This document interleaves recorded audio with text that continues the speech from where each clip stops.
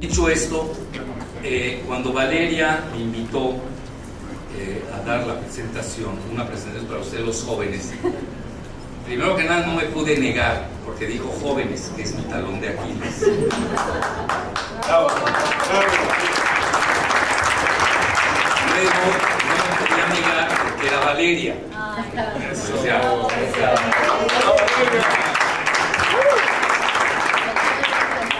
con todo y golpe de Estado, que ahorita le estoy propiciando un golpe de Estado. Bueno. No, ya otro no. Ya tuviste uno.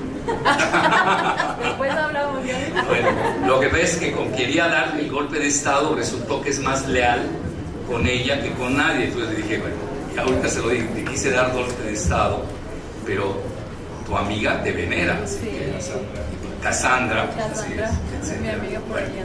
y eso ya pues le abona puntos a mi amiga también, Cassandra. Bueno, dicho esto, estuve pensando, y aunque no lo crean, yo normalmente cuando hago una ponencia la preparo muy bien, la organizo, la articulo, tengo mis diapositivas. Dije, bueno, ¿qué le voy a decir a los jóvenes que asisten después de mediodía, donde hoy di una magistral que ya vieron traía varias diapositivas que ayudan mucho cuando uno presenta o quiere exponer alguna idea o un concepto? Y dije, bueno, ¿qué le voy a decir a los jóvenes? Yo me dedico a la geopolítica, pues no les puedo hablar de otra cosa que no sepa. Y dije, bueno, ¿por qué no les comento a los jóvenes que hoy que está tan de moda la geopolítica? Ya cualquiera habla de geopolítica sin saber de qué se trata, pero pues hablan de ella. ¿Cómo puede, ya aquí está la senadora,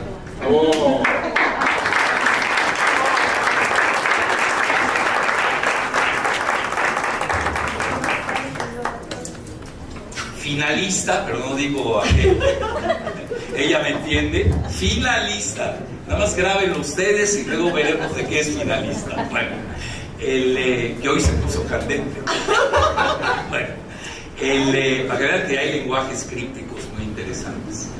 Entonces dije, ¿qué le puedo decir a los jóvenes? Yo imparto la cátedra de geopolítica en la UNAM desde hace posgrado, desde hace más de 20 años. Le ha ido bien ahora. Y esta es una manera, les voy a empezar a dejar secretos, porque vean, los jóvenes, yo fui joven como usted, sigo siendo joven mentalmente. Yo soy un millennial maduro, pero muy duro. Y los jóvenes, lo entiendo, traen mucha prisa. Y el que debería tener prisa soy yo, que ya tengo 74 años, que no ustedes. Pero quieren comerse el mundo muy rápido. Vean, primer consejo, y les doy mi experiencia personal. Se hace camino al andar. Pero tienes que caminar bien y escoger el buen camino. Porque si no tienes el buen camino, te equivocas de camino, cada vez caminas cojeando, pues nunca vas a llegar y te vas a equivocar, en los dos sentidos de la palabra. Entonces vean, se hace carrera cuando uno es disciplinado, cumple, y de repente te das cuenta lo que me pasó este año, y se los digo con humildad, digo, después de, yo no soy geopolitólogo, yo soy un aprendiz autodidacta, realmente yo tengo otras profesiones, pero me he dedicado a la geopolítica porque me ha gustado, aprendo, me he ido acumulando de conocimiento, leo a los mejores autores. Otro consejo, no lean basura. Si lees basura vas a procesar inmundicia. Tienes que leer a los mejores. En cualquier rubro tienen que siempre escoger a los mejores, like me, obviamente. Bueno, entonces, ¿qué sucede? Pasan, ¿qué les diré? Entré a la UNAM en el hace 20 años, no, estamos 22, hace 22 años. Se los digo con humildad y rigor, soy el profesor mejor calificado de toda la UNAM. Cuando me ponen 9.7 me deprimo. No es broma. Digo, bueno, algo hice mal. ¿Qué hice? ¿Qué hice mal? Y reviso. Y ya me di cuenta, a los alumnos a veces no les gusta que no les doy por escrito todo el programa. Cuando yo les digo, en el primer día les voy a dar todo el programa, porque pues así está el calendario. Y lo demás ustedes hagan que aprenden y yo hago que los instruyo. Pero realmente en un día les doy lo que piden que estudiemos en 6 meses, que son 3 meses, porque así están hoy las universidades. Entonces de repente pasan los 22 años en una labor continua. ¿Qué quiere decir? Escribo 2 veces a la semana en la jornada, antes escribí en Sputnik, y de repente me encuentro con un ranking de los top 10 de los mejores geopolíticos del mundo. Y resulta que salgo en tercer lugar. Y hasta yo me asusté. No, a ese nivel no me No me deprimió no ver a quienes yo creía que debían estar en la lista y no vinieron. Eso sí me deprimió. Entonces yo vengo en tercer lugar, sí, pero vengo con megapesos pesados, pero soy el primero de Latinoamérica. Que está mal el ranking, que no está bueno, eso ya no lo sé. Que lo soborné. Oye, si no estoy hablando del INE, estoy hablando. Yo ni sabía que existía ese ranking. En resumen, ¿qué les estoy dejando como idea? No se precipiten.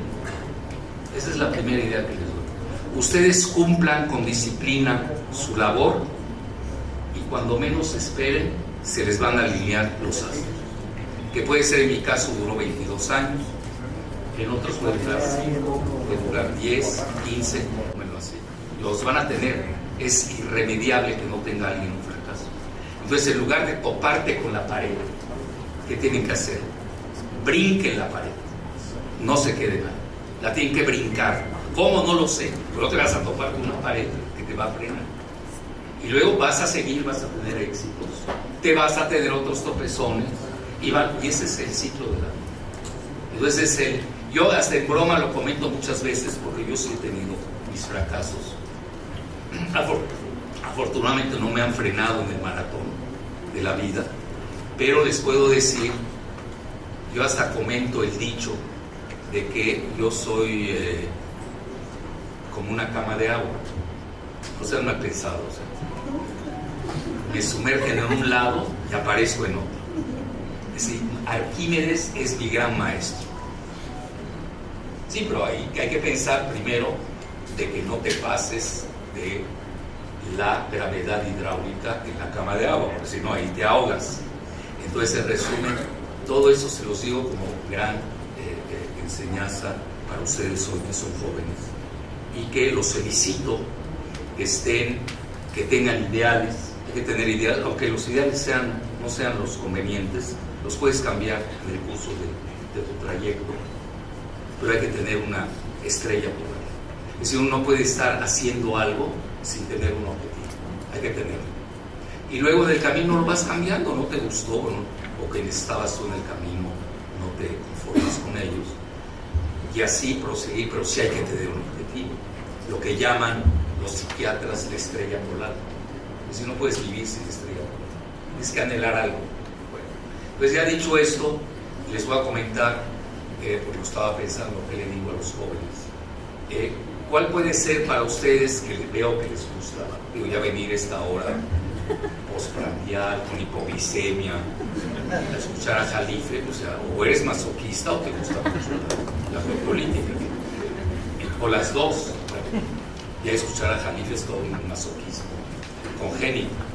Entonces, pues les voy a dar el método que tienen que abordar ustedes como jóvenes, para que ustedes mismos hagan sus propios análisis y no dependan de los demás. Ahora, en la coyuntura actual, como un joven letrado, imagino que es un letrado, tiene que leer la geopolítica mundial. Que sí, ¿qué está pasando? Primero que nada les adelanto y no les quiero romper su esperanza de vida, pero estamos al borde de una tercera guerra mundial que es nuclear. Yo entiendo que en Latinoamérica, por fortuna, somos muy, o si no estás a favor de Disneylandia, estás a favor de Disney World. Pero al final uno está en Fort Lauderdale y otro está en cerca de Hollywood.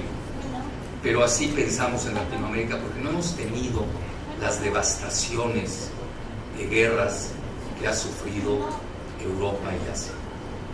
Realmente en ese sentido, con todo y los bemoles y las tragedias que ha tenido Latinoamérica, somos relativamente afortunados de no haber padecido ni la Primera ni la Segunda Guerra Mundial. Vean, hoy hay 16 o 17, depende de quién los cuente y cómo los cuente, guerras en el mundo. Se habla de una, nada más de una, de la de Ucrania. Las otras, y que se acuerden.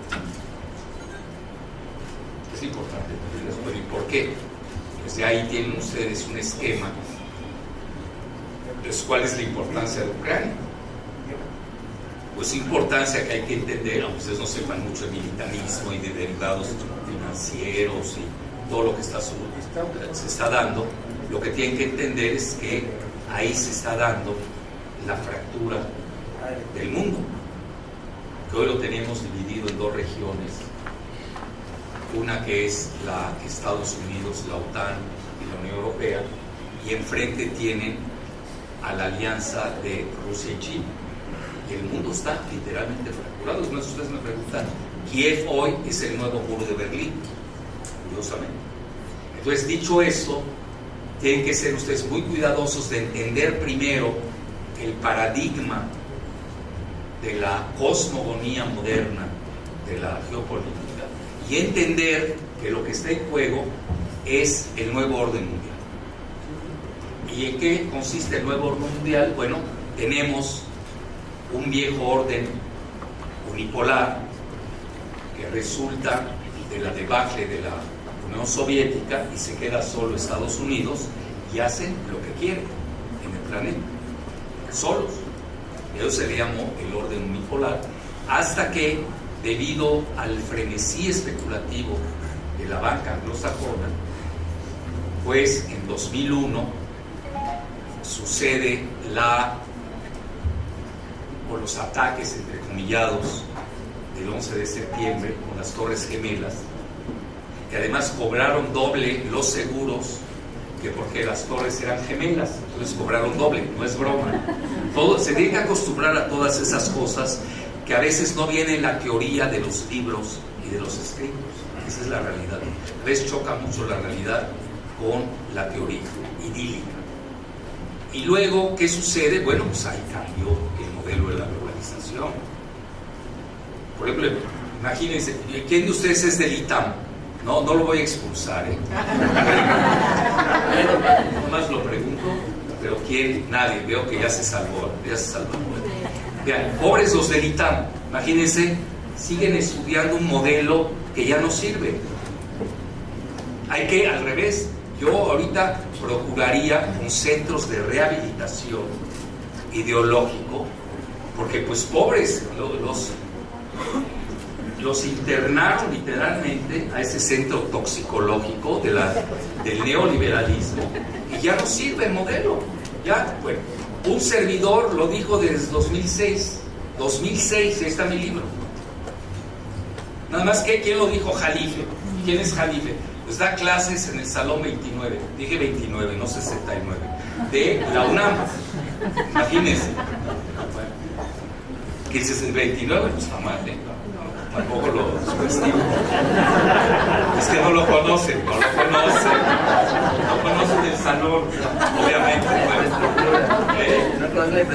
No conocen ahí todo lo que tenemos ahí de aditamentos, tenemos buena pantalla, etcétera. Entonces, a lo que voy, pues nadie me hizo caso. Y al año siguiente, Jacques Sapir, que da clases en la Sorbona de París, da clases en Moscú, saca el mismo título que se llama Hacia la desglobalización, sí, pero un año atrasado, frente al emplumado del Salón 69, perdón, el 29. Yo no sé cómo le hacen estar emplumados en los salones, pero lo hacen. Bueno, a lo que quiero llegar, y no tuve crédito yo en ese momento, y Jacques Sapir se llevó las palmas, ¿verdad? Pero hoy, afortunadamente, se dan cuenta que sí, en México, sí hay gente que piensa, que tiene pensamiento cartesiano, procede sindéresis quiere decir razona muy bien, y pues ya entramos de lleno a la competencia del pensamiento internacional en materia de política, así de fácil. Y por ejemplo, yo ya era comentarista de CNN, comentarista luego de Sputnik, ahora el hijo de Krause, el hijo, ya sacó su lista, que los que escribimos en Sputnik nos deben perseguir. No es broma, que apoyamos a un régimen totalitario. Bueno, y yo hago la pregunta, y yo que estuve 20 años en CNN, ¿qué van a hacer? ¿Cómo equilibramos eso? Ni modo. Bueno, esa es la lista de Krausito, ¿no? Que es limítrofe, traducido al inglés borderline, que tiene un significado muy fuerte en psiquiatría. Bueno, entonces, dicho esto, el mundo va avanzando y en 2008 tenemos la grave crisis del modelo de la globalización. ¿Y por qué habíamos previsto que ya el modelo de la globalización estaba muerto desde el 2001 con las Torres Gemelas? Pues por una sencilla razón. Si uno estudia bien el modelo de la globalización, y les hago el paréntesis, no es para presumir, bueno, que de paso presumas, es otra cosa, pero no es para presumir. A mí me invitó la Universidad Alemana de Treveris a impartir cursos de globalización, y yo en ese momento confieso públicamente mi pecado capital. Era comentarista de un programa ECO de Televisa. Confesé mi pecado capital. Y en el catolicismo aceptan la redención.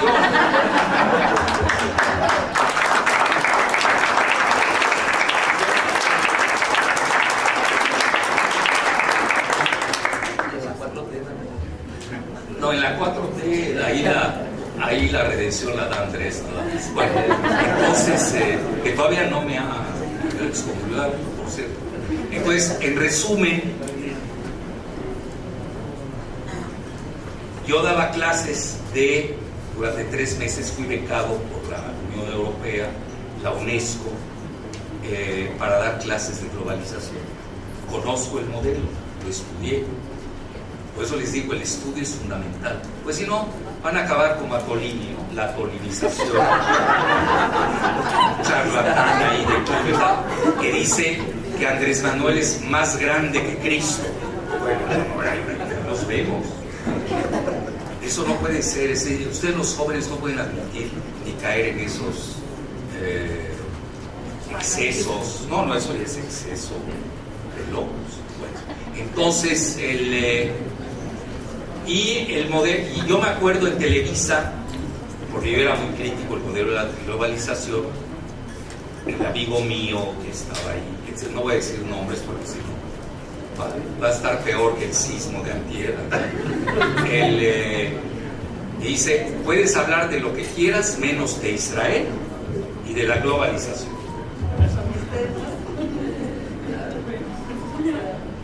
Así de fácil. Bueno, para que vean ustedes, el mundo real no es el mundo que ustedes imaginan. Ya cuando entras al mercado laboral, y yo era ahí, pertenecía al mercado laboral de la información, pues sí te lee la cartilla. Tú aceptas o no aceptas. Y te autocensuras, para no decir te autocastras, que es peor. Entonces, y yo era bien portado, muy disciplinado, aunque sí me ve así bravón y no está. Entonces, ¿qué sucede? En 2008 se cae el modelo cuando viene la quiebra de Lehman Brothers.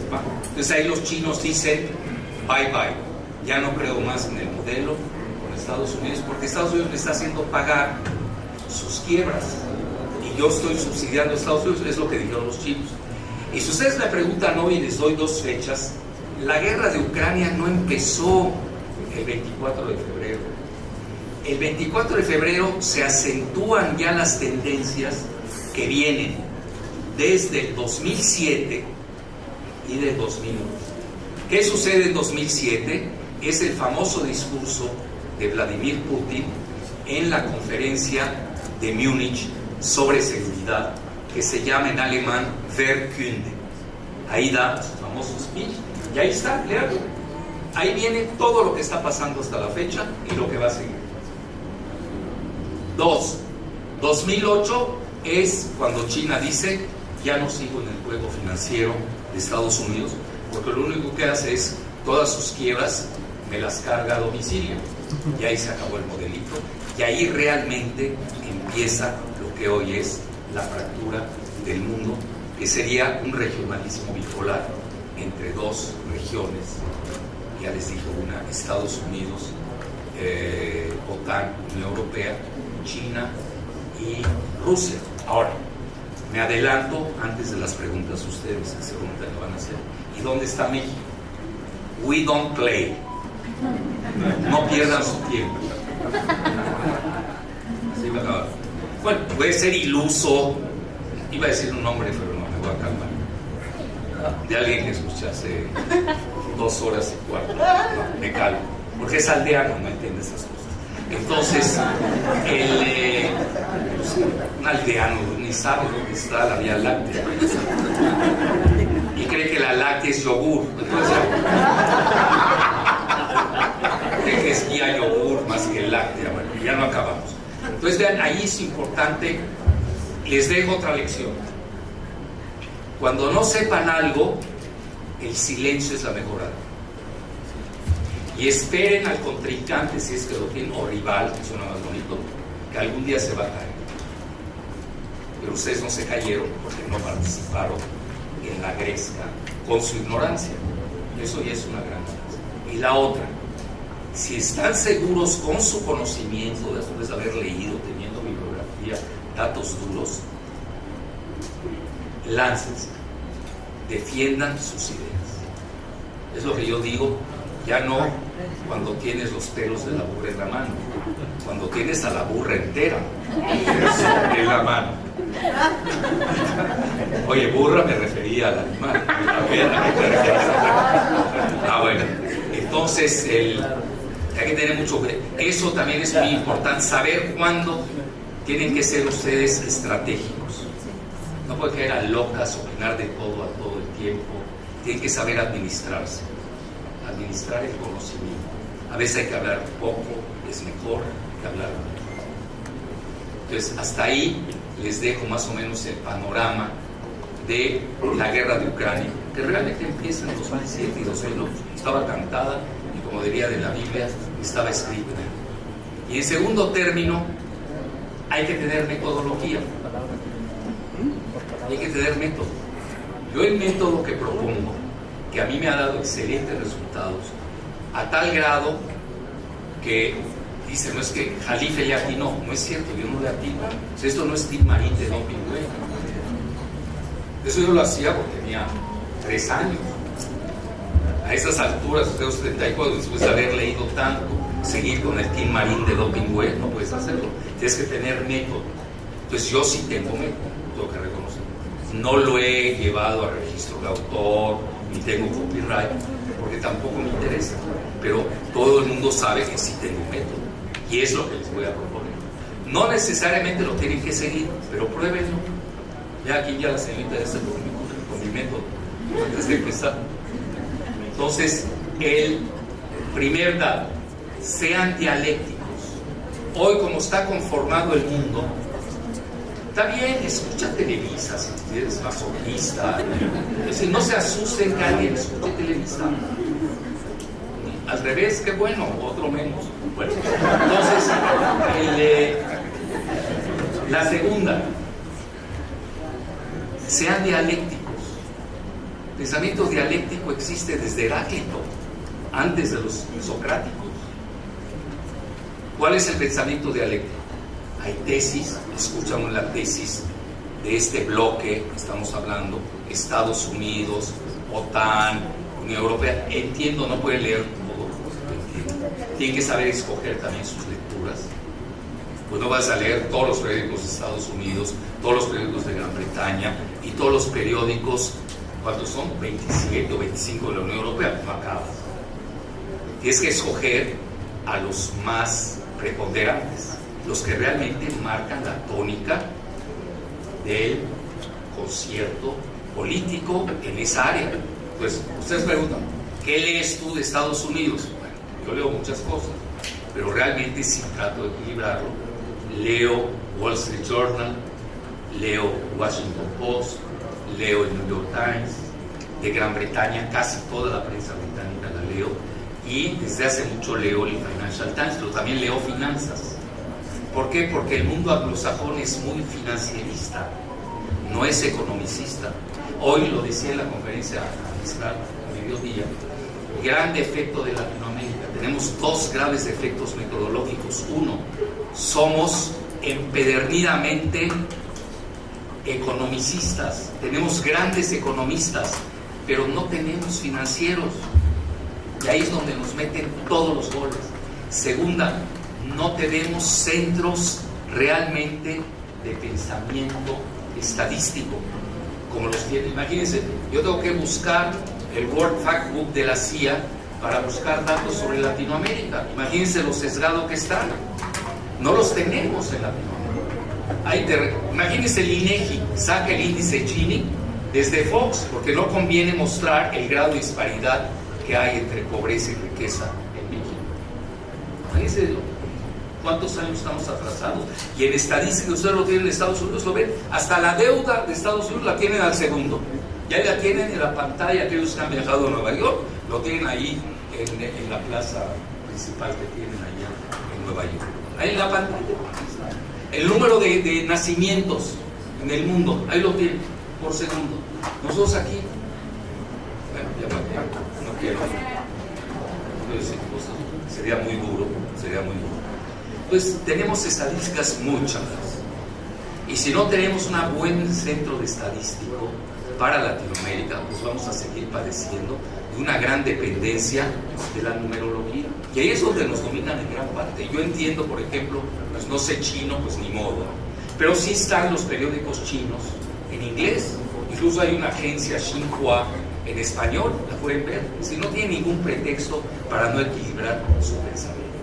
Entonces ya desde el punto de vista de, bueno, yo desde pequeño siempre he leído Le Monde, en francés, porque además mi familia es francófona, francófila, ya no lo leo porque me queda pequeño Le Monde.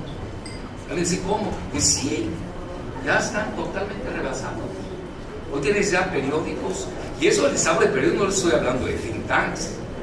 Ya si tú quieres profundizar, entonces ya te vas a think tanks, lees la Rand Corporation, lees Johns Hopkins, lees Foreign Affairs, Foreign Policy. Entiendo, eso es una vez al mes, sí, pero hay una gente que se dedica a eso, los tiene que ver. Yo estoy suscrito a ello. Yo se los digo abiertamente, a mí no me va mal en la vida, me va muy bien, y gano muy bien, y le dedico un mes de mi salario, o de lo que obtengo, a las suscripciones. No van a entender que todo lo que ves a Google lo vas a entender. La buena información no está en Google, no se vayan a equivocar. Tienen que tener suscripciones muy bien selectivas y seleccionadas para obtener cierto tipo de datos y llegar a su Big Data cerebral. Pues si no tienes Big Data cerebral, ¿cómo armas un blockchain de un tipo de hipótesis? Nunca lo vas a poder hacer. Bueno, eso es del lado. Y vean, de repente cuando hay un problema regional, entonces sí, uso los grandes que les acabo de comentar de este lado y me voy a la cuestión regional.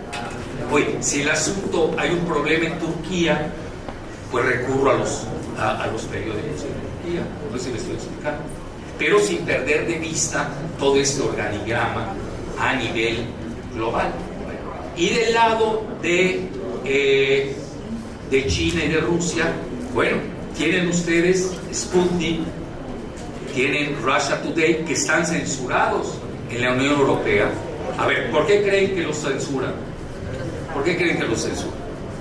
Pues obviamente no les conviene que esa opinión hunda en el mundo occidental. Y obviamente si hay algún problema específico, por ejemplo de Taiwán, pues buscas los periódicos de Taiwán. Y a nivel de China, yo leo diario Global Times, que está en inglés. A veces soy más sofisticado, leo China Daily. A veces no tiene uno el tiempo, hay que reconocerlo. Parte de saber leer. Pero no puedes leer todo. Tienes que saber seleccionar tus lecturas. Yo les estoy dando secretos casi de Estado. Entonces, y la India, yo ya empiezo a leer a la India. Porque India es una gran potencia. Ya está al segundo nivel, lo hablábamos con el presidente Zelaya y aquí con mi amigo Gerardo, lo estábamos hablando, ¿te acuerdas, no? De cómo hay que, te caigan mal o bien, aquí no estamos hablando de, oye, tú no lees por placer, yo estoy leyendo poesía, yo estoy leyendo canciones, estás leyendo los puntos de vista de los bloques o de los intereses a quienes corresponde la opinión que tienes que tenerla.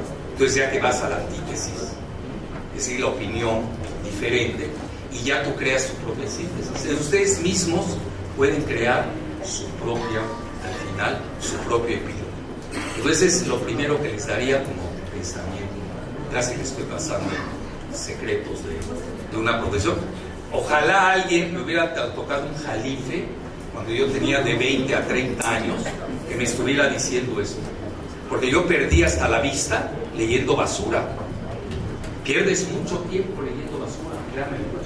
Yo, por ejemplo, ahora tú me dices, oye, ¿ya viste este artículo de Reforma? Oye.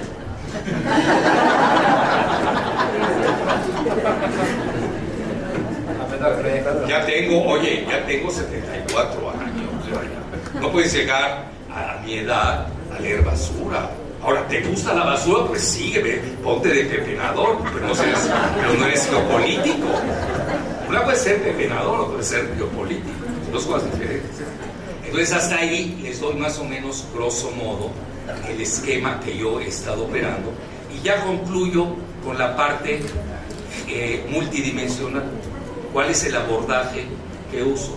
Que me ha dado muchos dividendos, pero en todos los rubros del pensamiento, y hoy que estamos en una torre de Babel de especialidades, es muy difícil saber tanto de todo. Es imposible. No puedes saber demografía, finanzas, economía, geopolítica, petróleo, gas, litio, oro, plata, bonos del tesoro, ¿no? Bienestar, etc.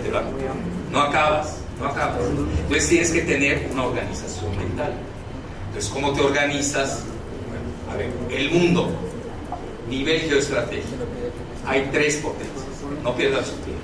Bueno, tú porque te cae bien Bukele y le apuestas al Bitcoin, que está quebrado y todo eso, si eres masoquista, yo no puedo hacer nada por ti ese nivel. No puedo. Me va a perdonar, pues yo no leo El Salvador. ¿Cuándo voy a leer un periódico? Ni cuando estoy en el aeropuerto de El Salvador, lo leo, imagínense.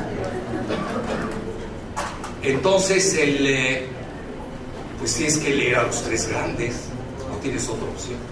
Y así lo divide el mismo Pentágono de Estados Unidos, que hay 3 potencias, que son Estados Unidos, Rusia y China, y se manejan en un concepto que es muy fuerte, que obviamente para eso tienen que estudiar y haber llegado a ese nivel, que lo aceptan los 3 grandes, que se llama estabilidad estratégica. Hoy el mundo se da la estabilidad entre esos 3. ¿Y por qué el mundo está como está? Porque se rompió la estabilidad estratégica. Por eso es muy peligroso. ¿Y hoy qué pasó? Que Estados Unidos quería hacer un G2, dependiendo de qué pensador estamos hablando allá. Zbigniew Brzezinski, que era el asesor de seguridad nacional de Jimmy Carter, quería un G2 de Estados Unidos con China contra Rusia. Luego Kissinger estaba pregonando un G2 de Estados Unidos con Rusia contra China. Recuerden ustedes que en la década de los 70, cuando visita Nixon en 71 a China y la sacan de la órbita de la Unión Soviética, ahí se creó un G2 de facto, pero contra la URSS. Interesante. Y tenemos la voltereta hoy de Kissinger, que pregonaba, obviamente ya no le hicieron caso más con la guerra en Ucrania, de un G2 de Estados Unidos aliado con Rusia contra China. ¿Y sabe qué resultó? Sí resultó un G2, pero de China y Rusia contra Estados Unidos. Entonces, quien queda aislado es Estados Unidos. Fíjense la paradoja. Lo que son bueno, esas cosas también hay que saberlas leer. Porque tú puedes tener la información, la tienes enfrente y no la sabes procesar. Porque no tienes buena teoría, no tienes no tienes buen método, no tienes buena síntesis, no tienes perspectiva.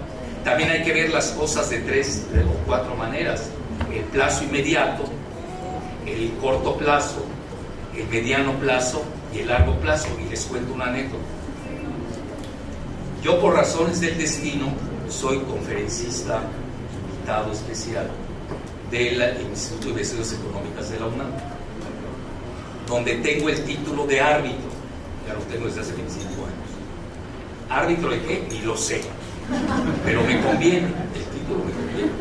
Entonces mi pasaporte, con eso puedo dar conferencias, ¿sí me entiendes? Ahora tú me preguntas, oye, ¿y qué has arbitrado? En mi vida he arbitrado algo, pero ni un partido de béisbol. ¿Qué árbitro de qué? Bueno, en resumen, se supone que un árbitro ve las publicaciones, las califica, dice: esta sí pasa, este como es de PAN, pues no pasa, este como es de Morena, adelante, del PT, bueno, es el mejor, etc.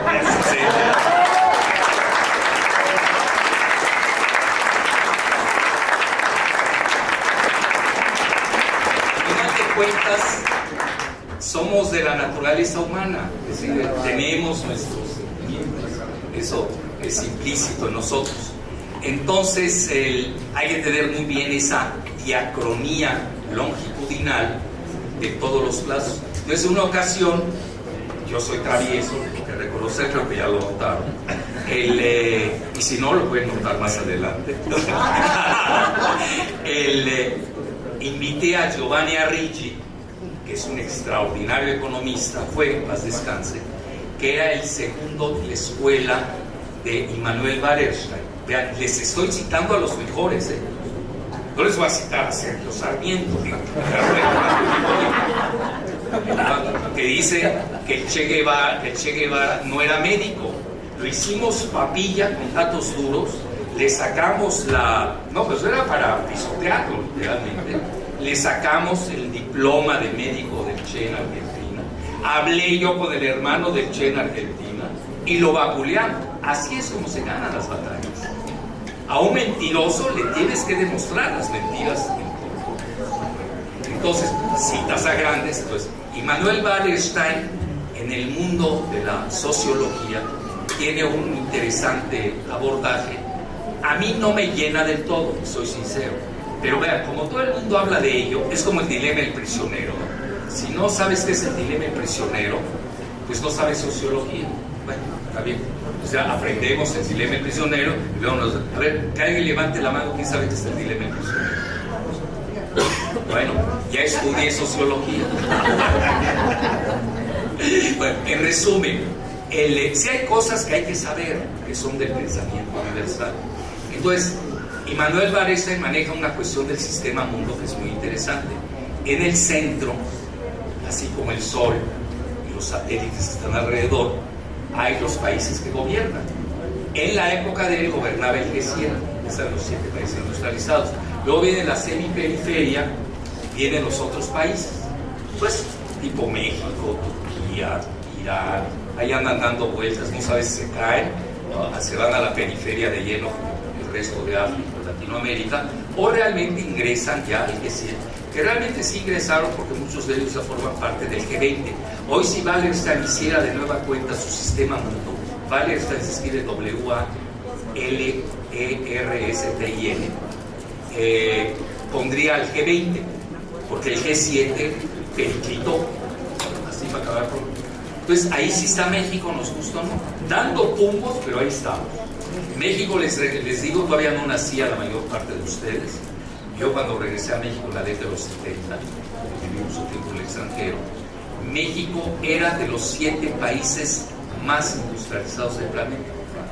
¿Qué le hicieron al país? ¿Qué le hicieron? Lo han despedazado, estamos en el lugar 15. Ustedes, que no es mucho del 7 al 15, es todo un mundo. En la época de los 70, México tenía la capacidad de hacer hasta una bomba nuclear, con eso les digo todo. Y México ha ido cayendo, y no tiene hasta cuándo, desgraciadamente. ¿Por qué? Pues tenemos un grave defecto que yo lo he dicho, por fortuna Andrés no se ha molestado conmigo todavía. Que yo hablo, yo no estoy en la 4T, y eso que yo soy cofundador de Morena, y el segundo más aplaudido, que creo que ahí hay desgracia. Pues sí, obvio, sí, obvio. Entonces, y ahí me llevo con él en lo que llaman en inglés un roller coaster. Dicho en japonés, una montaña rusa, con altas y bajas. Es que si digo montaña rusa, y si no, no los despierto. Bueno, entonces necesitamos la 5T.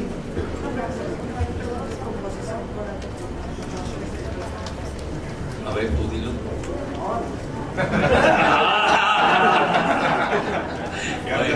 Síndrome de Estocolmo. ¿Ya hablamos del síndrome de Estocolmo? ¿Sí o no? Sí. Oye, estoy preocupado. Bueno, entonces, la verdad que tenemos aquí nuestro lenguaje crítico. Sí, pero eso es para adultos, ¿eh? Eso es para adultos. Bueno, entonces, ¿a qué voy? La 5T, nos falta la T de tecnología.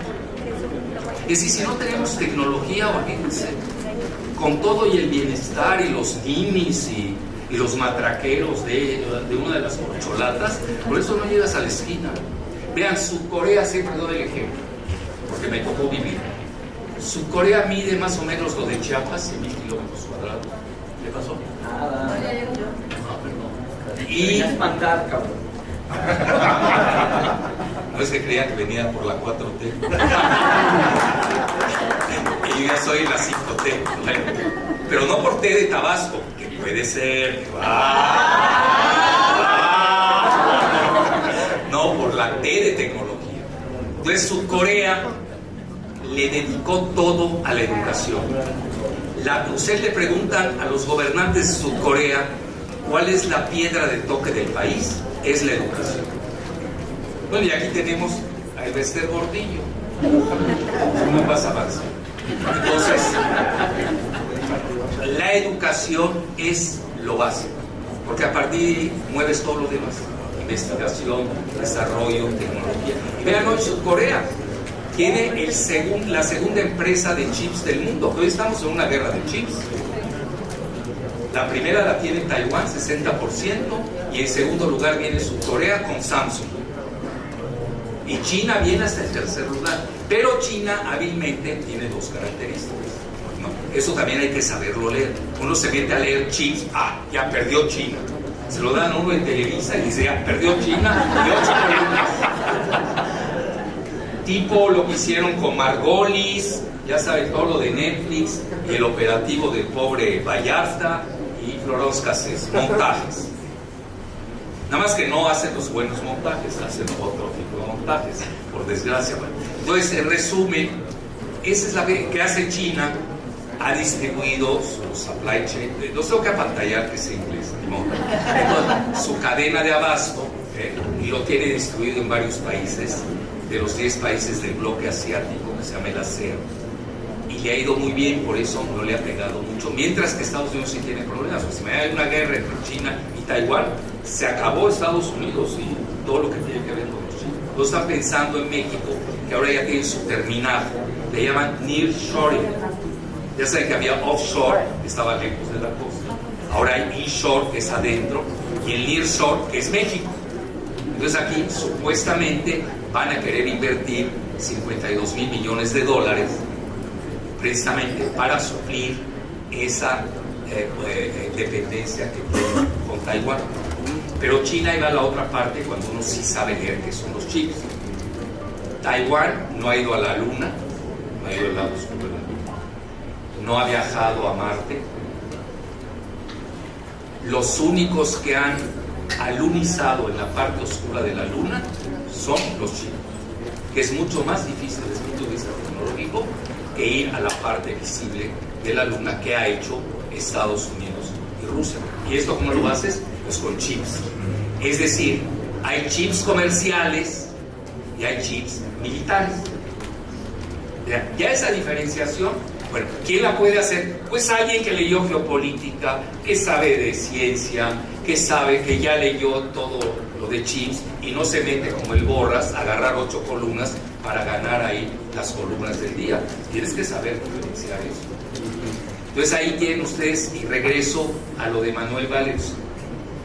Entonces doy un servidor, doy una conferencia magistral, asistió Giovanni Ricci, que tiene magníficos libros, si los que les gusta la economía lo pueden buscar.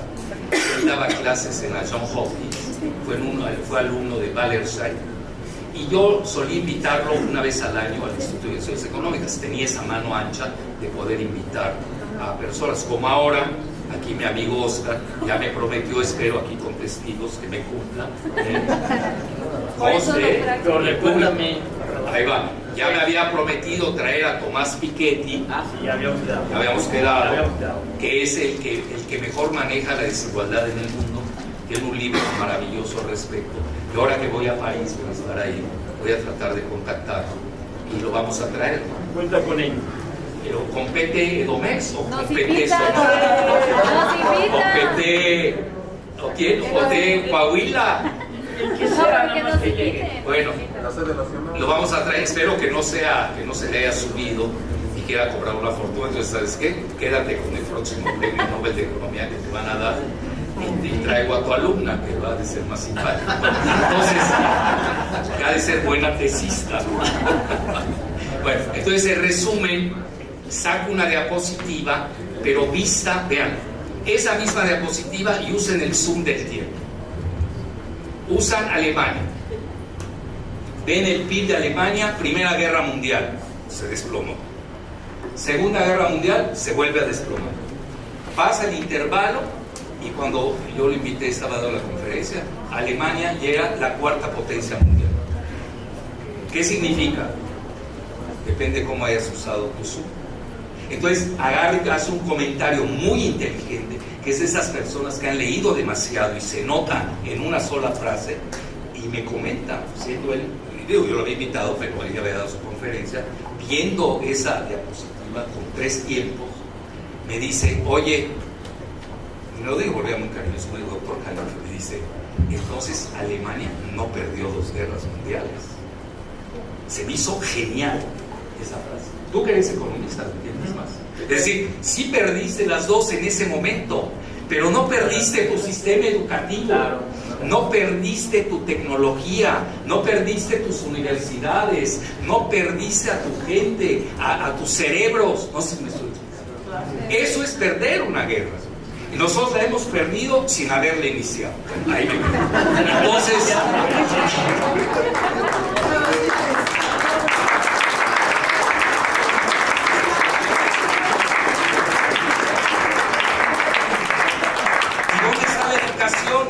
tenemos que empezar a exigir ese rubro. Y el rubro tecnológico, aquí tenemos les doy otro ejemplo, ustedes como jóvenes, ahí les va. Yo bauticé a Zapopan, la bauticé el Tequila Valley, porque ya saben que en California tiene el Silicon Valley, donde están las grandes empresas, que son las que manejan la bolsa de Nueva York, todo lo que es el GAFAM, ya saben, Google, Amazon, Facebook, Apple y Microsoft, ¿no? Ahí el Twitter es tan chafa que ni aparece, pero pesa más el Facebook. Bueno, entonces, a lo que quiero llegar, pero estás hablando de una empresa, les digo nada más una, Amazon, tiene su valor en mercado, market capitalization. Vean cómo los estoy apantallando sabiendo inglés. Moraleja, tienen que saber inglés. No hay de otra, ¿eh? Tienes que aprender el inglés antes que el español. No es broma, porque es el idioma con el que te mueves. Entonces, manejan el doble del Producto Interno de México. Una empresa. ¿Escucharon bien? Una. Voy más lejos. Nuestros migrantes, y ese dato para que estén felices aquí en la mesa, no sientan que nada más empujo a uno. para el 24. Se lo pedí a Marcel, no te estoy señalando a ti. Se lo pedí a Marcel y de inmediato me mandó, creo que puso a trabajar, que nunca trabajamos, parásitos, 52 cónsules que tenemos en Estados Unidos. De repente, oye, dame el PIB de los mexicanos en Estados Unidos. Es equivalente al Producto Interno Bruto de México. ¿Quién dijo sí, claro? Oye, salió el papel, pero ahora di cuánto es el producto mexicano. 1.2. El de Rusia es 1.9. Sí, ya rebasó a Alemania. Eso es lo que tú decías, que no podía entrar a una confrontación económica. México tiene poco más de un punto. La economía del mundo. Nosotros en el mundo somos 90 millones de PIB mundial. Sí, pero los mexicanos, 40 millones de mexicanos, producen lo mismo que 140 millones de mexicanos. Bueno, es entendible, no se depriman ni se sientan mal. No, pues están en la economía. Así es, están en el centro mundo global, más allá que acá. el centro global. Ya se abrió el debate. Mándeme. Ya se abrió el debate. También. A él le gusta más que a mí.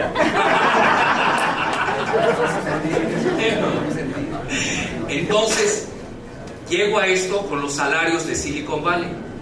El mismo mexicano que en Silicon Valley les cobra al mes $20,000 y hasta $40,000. No estoy diciendo con eso que se me larguen de aquí y se vayan a Silicon Valley a hacer cola. Ese mismo mexicano, si viene a Zapopan a hacer lo mismo, le pagan 80,000 pesos, $4,000. ¿Sí? No se me estoy explicando. Es decir, también donde trabajas pesa. Entonces, eso sí se los quería dejar. Y ya para concluir, porque los veo muy calientes. Es que los veo muy calientes. Fríos no los veo. Bueno, sigo con la cuestión. No, pero a mí me fascinó. Imagínense para mí el aprendizaje hace 15 años. Yo apenas estaba ingresando a ese mundo de estos grandes pensadores. Que me dice, con una lectura, y me dice que nunca se me va a olvidar. ¿Cuál de las anécdotas están impactado más? Esta atención a la luz. Dice, entonces no perdieron la guerra, ni la primera ni la segunda guerra mundial. ¿Te gusta esto o no? Me define claramente la simulación de la nueva recomposición del mundo. La recomposición del mundo no es militar, no es territorial solamente, es multidimensional y economía. Si no hay eso, pues no, como ahora se está moviendo. Y tecnológica. Yo sería lo que le pediría a Alfredo que dijera es en qué, si me dice que no es adivino, que lo vengo diciendo hace días. Si me dice que no es adivino, no es cierto. Bueno, así no es adivino, pero usa métodos. Usas un método científico de análisis que te permite saber cuál es el futuro en diversos escenarios. Prospectivista y tendencia. ¿Cuál va a ser la nueva recomposición económica una vez que termine la guerra de Rusia con Ucrania, una vez que pasen las elecciones de Estados Unidos, una vez que se gane Brasil con Lula? No, espérate, cabrón. Está bien, pues, con esos tres. Somos cuates. nos apreciamos. Pero vas a traer más que qué. Ya lo tienen, ¿eh? Ya lo acordamos. Ahorita voy la primera semana de diciembre, lo voy a traer. Bueno, entonces en resumen, el otro abordaje, bueno, no, te contesto rápido. China, en primer lugar, y se va a disparar. Bueno, China entra fuerte, pues ya desde el 25, en el 30 se desprende literalmente. Traen el modelo de la autarquía, que es la autosuficiencia en todo, y ya no lo van a poder alcanzar, se les va. Europa se viene abajo, es la gran perdedora. Es la gran perdedora de la Unión Europea. ¿Cómo colocamos a América Latina para que no sean perdedores y puedan ser ganadores? Con el vencedor. Vale. Vean que es útil soy. La respuesta es China. Bueno, pero no está tan fácil. Díselo a Gerardo. Ya lo discutimos, ¿no? A ver, como Honduras, la presidenta quiere jalar con China, Y al final le dijeron, relax, Claro. hay una base militar visible de Estados Unidos en Honduras. ¿Cuántas invisibles quedan? Todo el territorio. ¿Se escucha? ¿Cómo te mueves? Es decir, no crean. Vean, otra cosa, no extrapolen los datos de aldea, aunque sea muy bonita su aldea y maravillosa. Primero, no las extrapolen al Estado, y del Estado al país, y del país a la región, y de la región al mundo. No se equivoquen, porque hay diferentes etapas de desarrollo, diferentes culturas, diferentes idiosincrasias. Hay que tener mucho cuidado con eso. Hay países que aguantan, por ejemplo, un Irán que aguanta 50 años de boicot, una Cuba que aguanta 50 años de boicot. Y para que doy otro ejemplo, que no aguantaron 15 días, mejor me callo. Bueno, entonces, no, es que si no van a decir que usted es la 4T, no. Yo soy 5T, ya quedamos. Entonces, en resumen, seguimos con la multidimensionalidad. Otro punto que hay que ver es la geopolítica. A ver,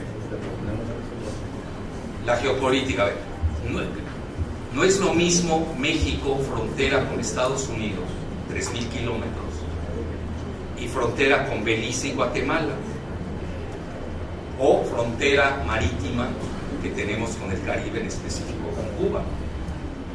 Es decir, y cuando ves bien los datos duros de México, yo siempre, hoy por ejemplo me vino a entrevistar y quedamos para otro día, de un periódico fútbol muy importante, que le llamó la atención que haya yo dicho eso, que México está en una cárcel geopolítica, lo cual es cierto.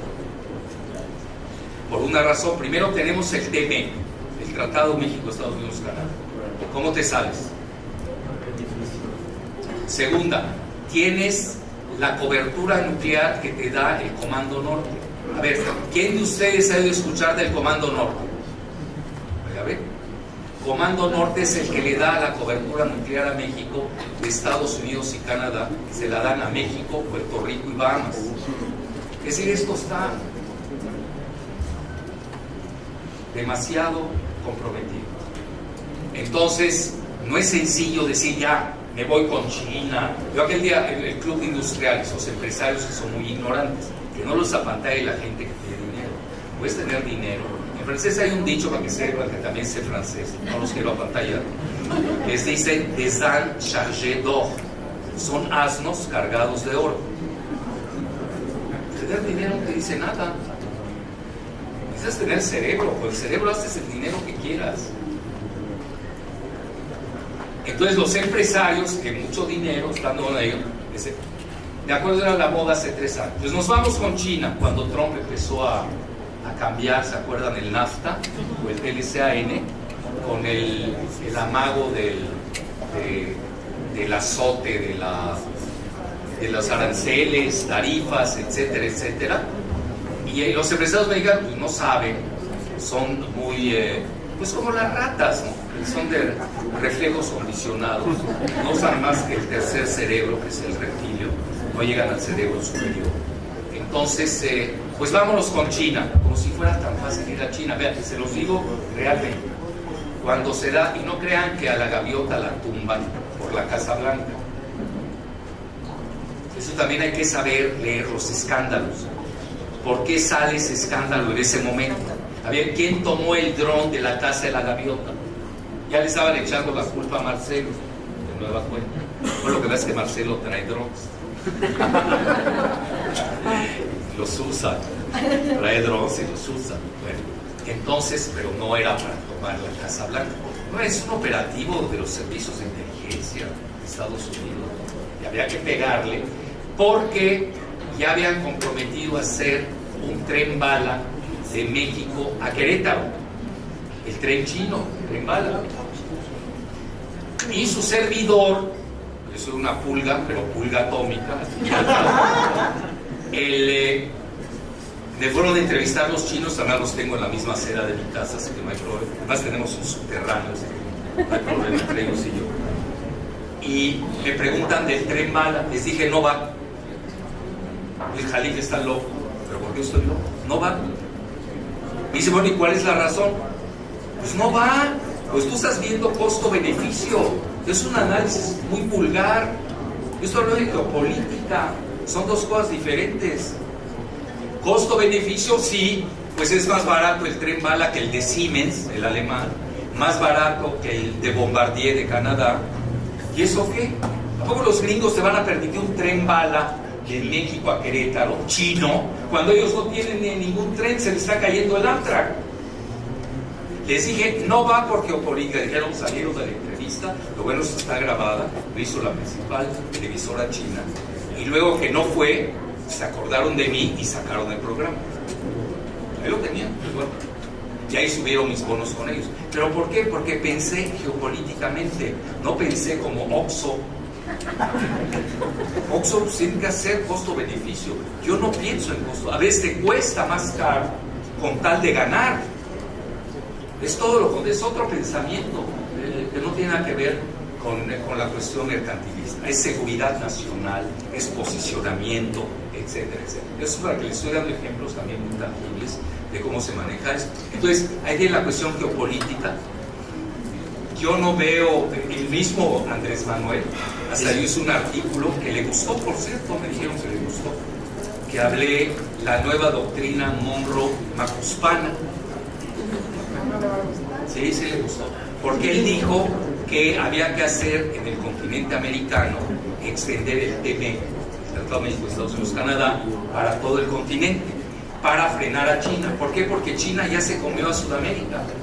Tú lo sabes, ¿sí? Y está a punto de comerse a Centroamérica. A ver, el mismo caso del tren México-Querétaro, que es una inversión china, es el mismo caso, para que ustedes no se confundan, de los movimientos sociales que generaron en Nicaragua. En Nicaragua, ustedes recuerden que dentro de Nicaragua hay una gran laguna que se llama Managua. Es como una dona, y lo que los chinos pretendían hacer es otro canal de Panamá, para competir, y por eso le hicieron movimientos sociales a Daniel Ortega. Tampoco fue así, se incendiaron un día y el otro día acabaron, en el momento que decidiste que ya no iba a haber la inversión china. Pensar geopolíticamente es fundamental, no somos aldeanos. Tu aldea no es la parte sustancial, pero con todo respeto pues lo digo, pero creo que es algo que nuestro compañero presidente, luego pues, no moverse en la geopolítica. Aprovecho aquí para decirles la propuesta que el presidente hizo para resolver el problema de la guerra, de meter a Francisco, al Papa Francisco, no es otra cosa más que un mensaje interno. Recuerden que es la primera vez que este país tiene a un presidente que no es cristiano, que no es católico. Entonces Andrés trae un diferendo con la Iglesia Católica. Él cree en Dios, pero no a través de la Iglesia Católica. ¿Qué hago entonces para quedar bien con la Iglesia Católica? Propongo al representante de la Iglesia Católica, que es el Papa, para que resuelva un problema de una guerra. O sea, regresar a los últimos 500, 600 años donde la Iglesia Católica juega un papel. Entonces la Iglesia Católica mexicana queda muy contenta. El mensaje no es para afuera, es para adentro. Y vean, como paréntesis, ¿cuál fue el costo? Que esa parte no se cuenta, porque hay daños y perjuicios. Si sabes que tenemos que pagar $500 millones. Tenemos una multa de $500 millones por no construir el tren chino. Oye, pues hay estudios de factibilidad, todo lo que eso te cuesta. Bueno, entonces ahí me sigo la parte geopolítica, luego la geoeconomía. Nos guste o no, ya hasta el mismo Andrés, a mí al igual que yo, somos de la UNAM. Los socios, ustedes ven el logo de la UNAM, va desde el Río Bravo hasta la Antártida. A lo que voy. Y siempre el grupo del ITAM, que son los globalistas, neoliberales, neocoloniales, manejaron el concepto de Norteamérica.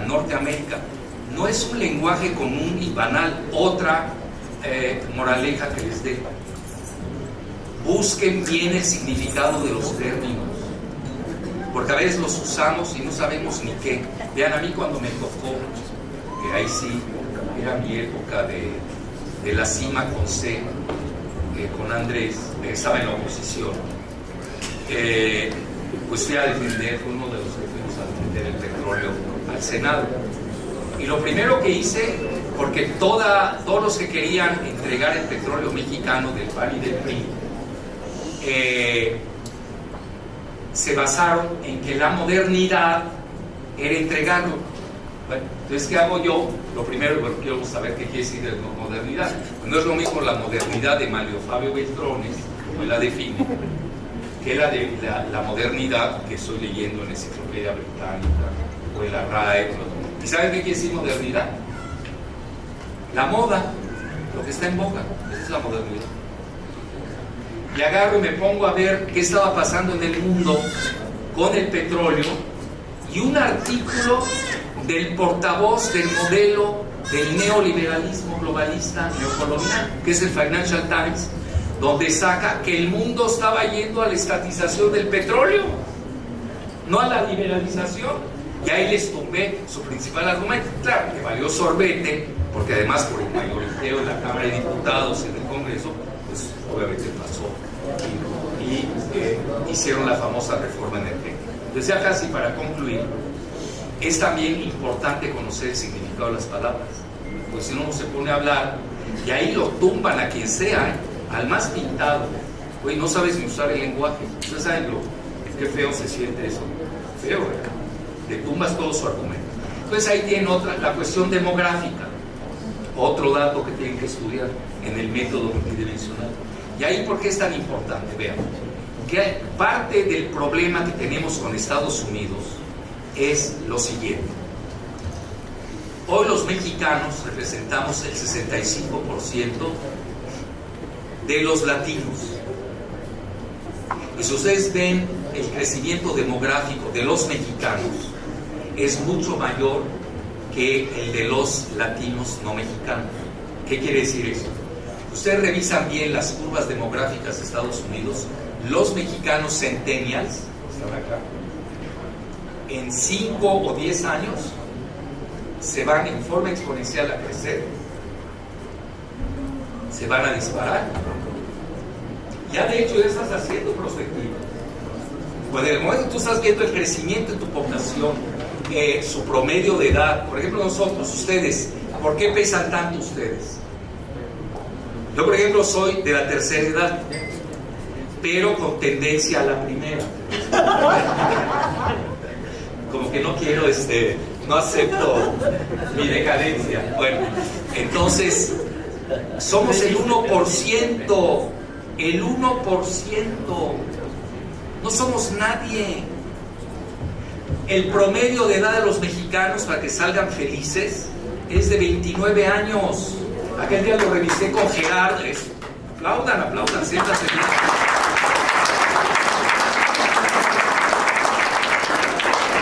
México es un país millennial, ni siquiera joven, tendiendo a centennial. ¿Por qué creen que pega el TikTok en México? El TikTok aniquiló a Televisa, lo cual es maravilloso.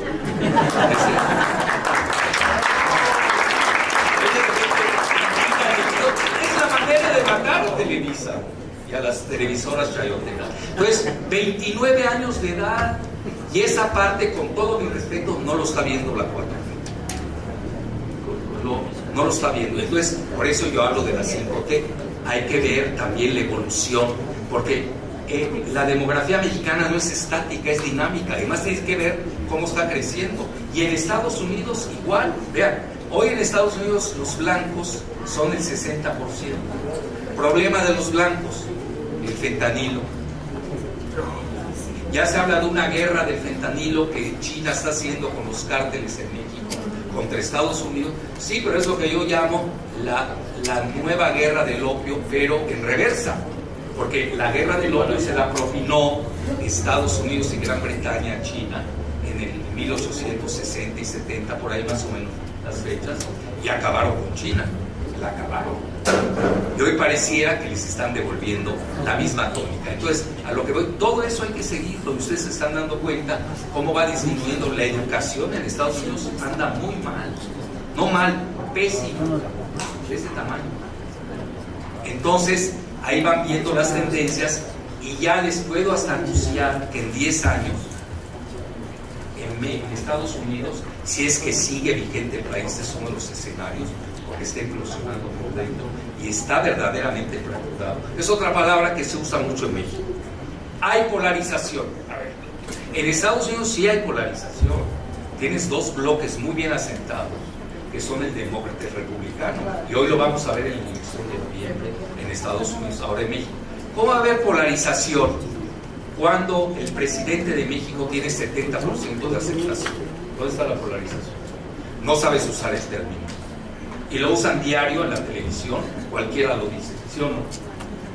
Cada rato lo usa polarizar, pero ¿dónde está? Tiene 70 y el segundo más aceptado, ni sé quién es. Así es.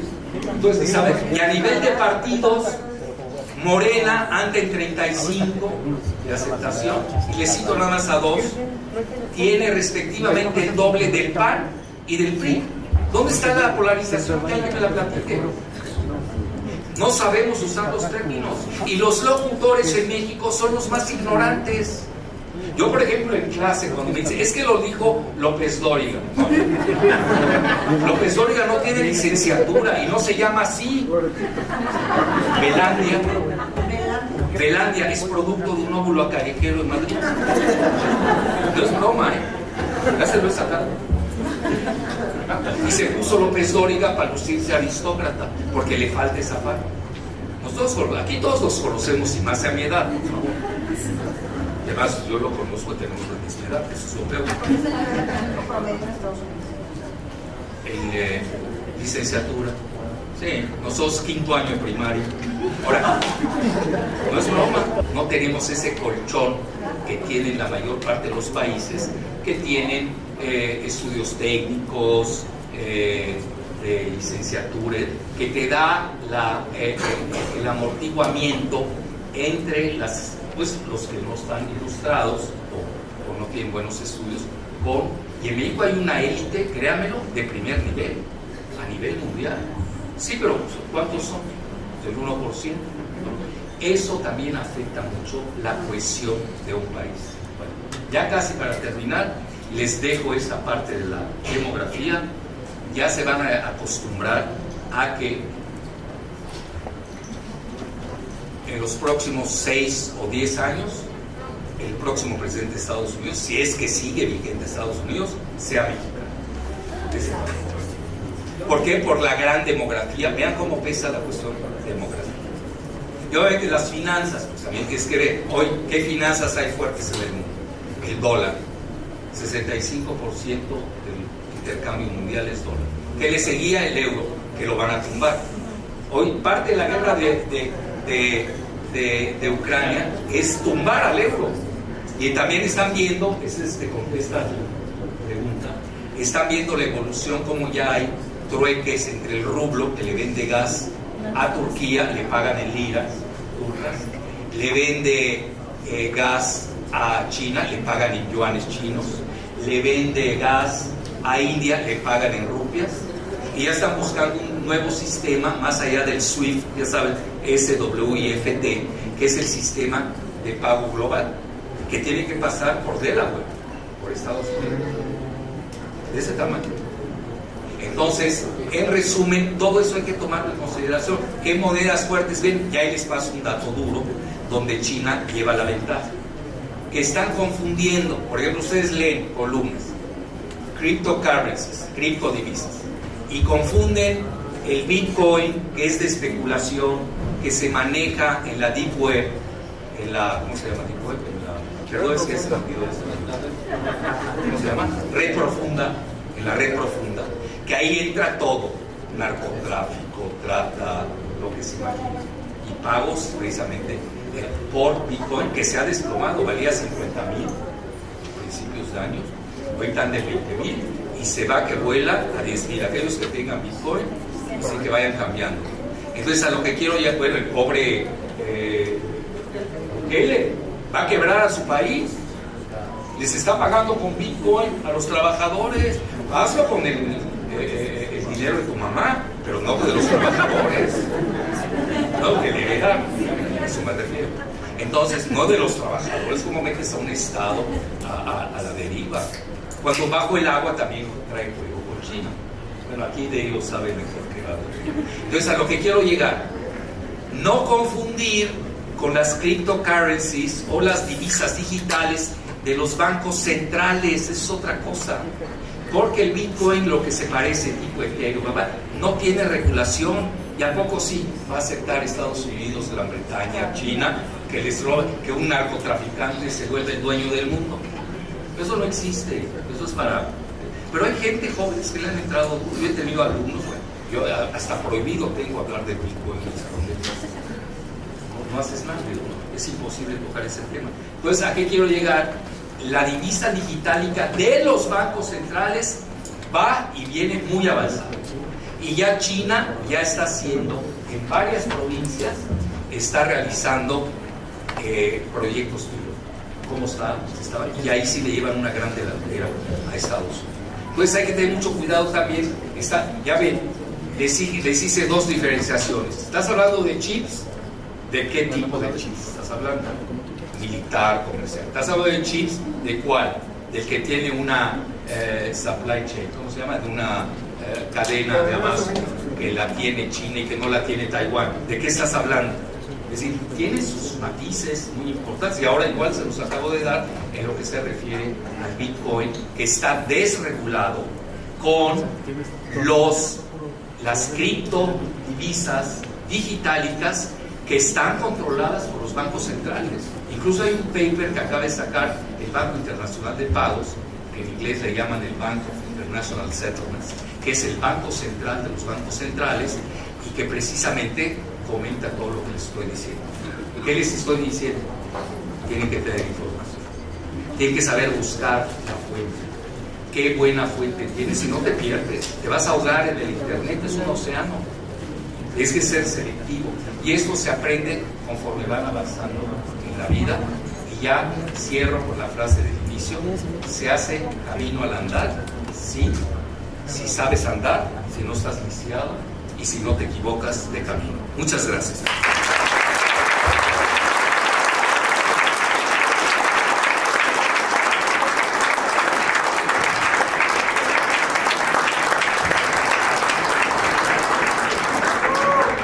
Pues muchas gracias a nuestro ponente, al doctor Alfredo Jalife. Nos...